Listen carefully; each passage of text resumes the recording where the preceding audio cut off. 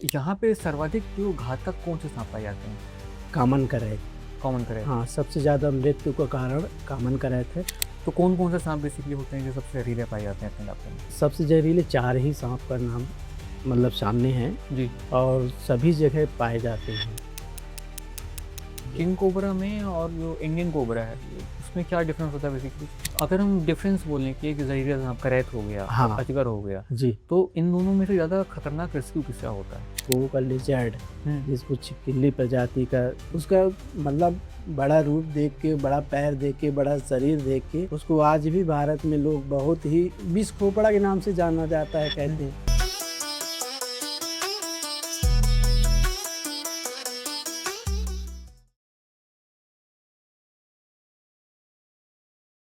नमस्कार, स्वागत है आप सभी का तथ्य टॉक की श्रृंखला संवाद में। मैं हूं हर्षित तिवारी और प्रस्तुत है आपके सामने एक रोचक पॉडकास्ट जहां बात होने वाली है एक सघन मुद्दे पे। एक ऐसा मुद्दा जो अक्सर आपके घर के आसपास कहीं ना कहीं मंडराता रहता है और आपके सामने जब आता है तो आपकी रूह कांप जाती है। वो है सर्प, अर्थात स्नेक्स। कई प्रकार के सर्प, कई प्रकार के स्नेक्स आपके सामने आते हैं। कुछ जहरीले होते हैं, कुछ जहरीले नहीं होते हैं, परंतु आपको इस विषय में जानकारी नहीं होती है। कुछ संदेह होते हैं, कुछ समस्याएँ होती हैं जिनके निवारण हेतु आज हमारे बीच एक्सपर्ट मौजूद हैं, जो इन सारे विषयों को लेकर के बहुत ही गहनता और सूझबूझ से बात करेंगे और आपके बीच, आपके सामने बहुत सी जानकारियाँ प्रस्तुत करेंगे। आज हमारे बीच मौजूद हैं स्नेक रेस्क्यूअर छोटे लाल यादव जी। नमस्कार। नमस्कार, आपके माध्यम से सभी देशवासियों को मेरा नमस्कार, प्रणाम। जी, नमस्कार। नमस्कार। अच्छा, छोटे लाल जी, लगभग कितने समय से आप ये स्नेक रेस्क्यू का काम कर रहे हैं? ये स्नेक रेस्क्यू काम मैं करीबन 10 वर्षों से कर रहा हूँ। 10 साल से कर रहे हैं? 10 साल से कर रहा हूँ। तो मतलब अब कैसा महसूस करते हैं जब सांप आपके सामने, जैसे कि आम आदमी की बात करें या मेरी बात करें, जी, हमारे सामने जब सांप आता है तो मतलब एकदम से पूरा शरीर हिल जाता है, तापमान ऊपर हो जाता है। जी, जी। आपके तो साथ क्या होता है? मैं तो मतलब पहले तो आप सबको डर लगता है। जी। जब उनके संपर्क में मतलब आने लग गए, हुँ। तब हमारा भी डर दूर हो गया। अच्छा। हाँ, समझना चाहिए, भापना चाहिए, हैं, सामने वाले व्यक्ति कैसा किस रूप में आ रहा है, वो पहले मोमेंट समझ जाते हैं। अच्छा, मतलब अगर हम कहें तो साँपों का स्वभाव कैसा होता है बेसिकली? क्या वो आक्रामक होते हैं? जैसे कि हम शेर या बाघ की बात करें तो वो एक आप मनुष्य को देखते ही आक्रामक पोज़ीशन में आ जाते हैं। जी, जी, जी। तो सर्पों की क्या प्रतिक्रिया होती है इस सर्प दौरान? वो सर्प भी कोई-कोई आक्रामक होते हैं और कोई-कोई नॉर्मल होते हैं। जैसे नॉर्मल में हो गया धामन साँप, ये बहुत ही नॉर्मल साँप होता है और नॉन पॉइज़नस होता है। इसमें अच्छा। ज़हर विष नहीं मिलता है, हुँ, हुँ। नहीं पाया गया है। हुँ, हुँ। तो उसकी लंबाई देख के लोगों को दहशत आ जाते हैं। उसकी लंबाई इतनी होती है, कम से कम 8 से 12 फीट की होती है। अच्छा। हाँ, 10 और फीट तक के अपन ने रेस्क्यू किए हैं हुँ, हुँ, हुँ। और मतलब 12 फीट तक के पाए जाते हैं, पुराने से पुराने। अच्छा, तो जब आप रेस्क्यू करते हैं बेसिकली, तो जी, आपने अभी तक एक बार में कितने साँपों को रेस्क्यू किया है एक ये साथ? अभी मैं कल ही 2 जोड़ा रेस्क्यू किया हूँ, धामन का ही। अच्छा, अच्छा। जी। और पॉइज़नस की बात करें तो कभी ऐसा हुआ कि मल्टीपल कई सारे पॉइज़नस साँप मिल गए हों साथ में? कई बार वैसे कि नाग भी जोड़े में रह रहे होते हैं। हाँ, नाग भी जोड़े में रेस्क्यू किए हैं, नाग भी जोड़े में मिलते हैं जी, जी, जी। और नर-मादा के रूप में रेस्क्यू किए थे कि कुछ साल पहले रात में रेस्क्यू किए थे। अच्छा, तो जैसे कि हम बात कर रहे हैं कि जी। कुछ आक्रामक होते हैं, हाँ, कुछ आक्रामक आक्रामक। नहीं होते हैं। तो जो बेसिकली ज़हरीले साँप होते जी। हैं, जो बेसिकली अपन मध्य प्रदेश, छत्तीसगढ़ के बॉर्डर में रह रहे हैं हाँ, बेसिकली, मध्य हम प्रदेश। भारत में रह रहे हैं। जी, जी। तो यहाँ पे सर्वाधिक जो घातक कौन से सांप पाए जाते हैं? कामन करैत। कॉमन करें। हाँ, सबसे ज़्यादा मृत्यु का कारण कामन करैत है। उसी की मतलब वाइट से ज़्यादातर मृत्यु होती है। न्यूरोटॉक्सिक की मतलब है। हाँ, न्यूरोटॉक्सिन, हीमोटॉक्सिन दोनों पाए जाते हैं इसमें। अच्छा, अपन जब इनकी बात कर रहे हैं इस तरीके से, तो कौन-कौन से सांप बेसिकली होते हैं जो सबसे जहरीले पाए जाते हैं अपने इलाकों में? सबसे जहरीले 4 ही साँप का नाम मतलब सामने हैं जी। और सभी जगह पाए जाते हैं। हुँ, हुँ, इंडियन स्पेक्ट्रल कोबरा पहला, दूसरा कॉमन करैत, तीसरा रसेल वाइपर और चौथा वेन्डेट करैत, जिसको अहिराज के नाम से जाना जाता है। काला पीला पट्टी उसमें रहता है, पहचान उसका। हुँ, हुँ। और सबसे वेनमस। और मतलब अपने इलाकों में पाया जाता है वो? जी। अपने इलाकों में पाया जाता हाँ, है वो? अपने इलाके में पाए जाते हैं। ओके। एक्चुअल में वो शांत स्वभाव का सांप होता है, बहुत ही रेयर कंडीशन में वाइट करता है वो। सबसे अच्छा। पहले तो वाइट नहीं करेगा, और वाइट करेगा तो उसका वाइट किया हुआ फिर इंसान बचना मुश्किल है। अच्छा, हमने सुना रसल वाइपर बहुत गुस्सैल होता है। हाँ, वो भी बहुत गुस्सैल होता है। और अपने यहाँ तो रसल वाइपर, रटल स्नेक भी है, और कहते हैं रसल वाइपर अपने मध्य प्रदेश और छत्तीसगढ़ में पाए जाते हैं ज़्यादातर। अच्छा, आपने कोबरा का जिक्र किया, जी। तो जो कोबरा होता है, वैसे हम किंग कोबरा इसको जानते हैं, हाँ तो जी। किंग कोबरा में और जो इंडियन कोबरा है, जी, उसमें क्या डिफरेंस होता है बेसिकली? किंग कोबरा की लंबाई 14 फीट तक की होती है। अच्छा। हाँ, और कोबरा की, इंडियन स्पेकल की लंबाई 6 फीट तक की होती है। अच्छा, पीछे जो 2 आँख बनी होती है वो वो स्पेक्टेकल कोबरा? उसी से स्पेक्टिकल कोबरा, जैसे अपन चश्मा लगाए हैं, ऐनक कहते हैं। अच्छा, हाँ, ओके। उसी का वो निशान है।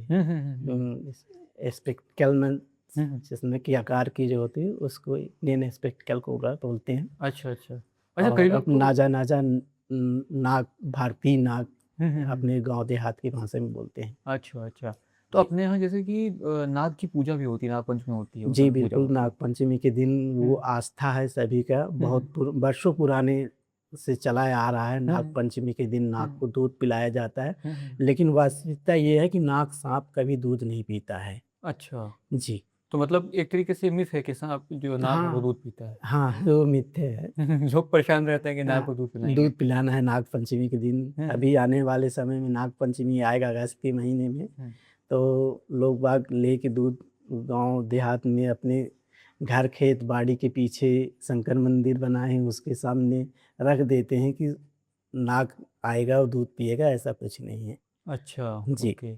तो अपन बेसिकली बात कर रहे हैं जब नाग की, जी। तो उनके वेनम्स की बात की अपन ने।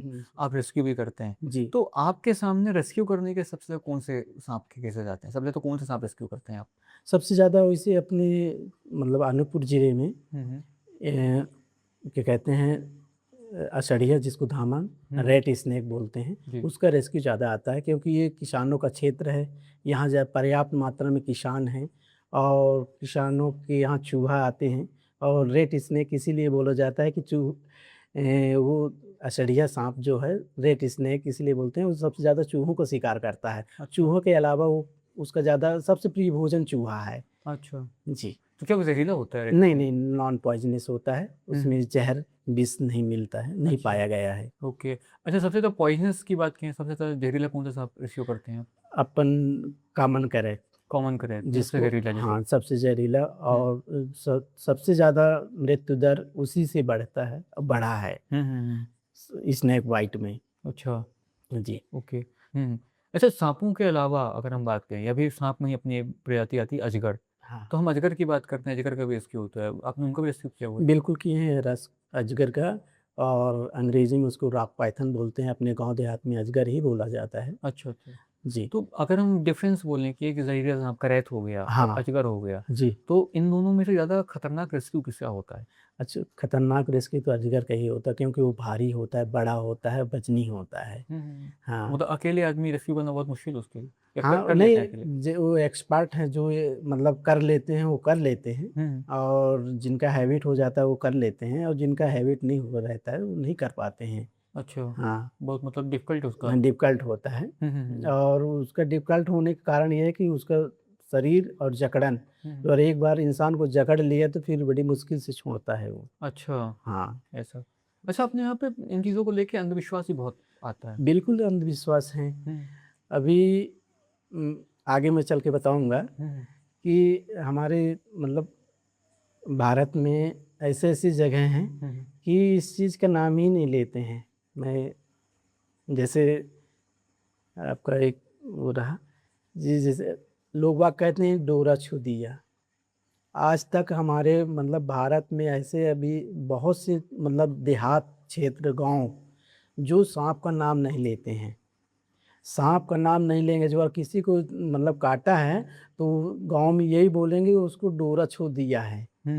ये भी एक नया संतुष्ट है। ये ऐसा मतलब क्यों होता है, डरते हैं उसका नाम हाँ, लेने से? मतलब लोग बाग आज तक नाम नहीं लेना चाहते हैं, इतना डर है अंदर? इतना डर है। हम्म, मतलब न नाम लेंगे और न बताएं, किसी के यहाँ किसी को वाइट हो गया है गाँव में, तो क्या हो गया, उसको कहाँ ले जा रहे हैं, हॉस्पिटल ले जाने, क्या हुआ है, हॉस्पिटल क्यों ले जा रहे हैं, डोरा छू दिया है।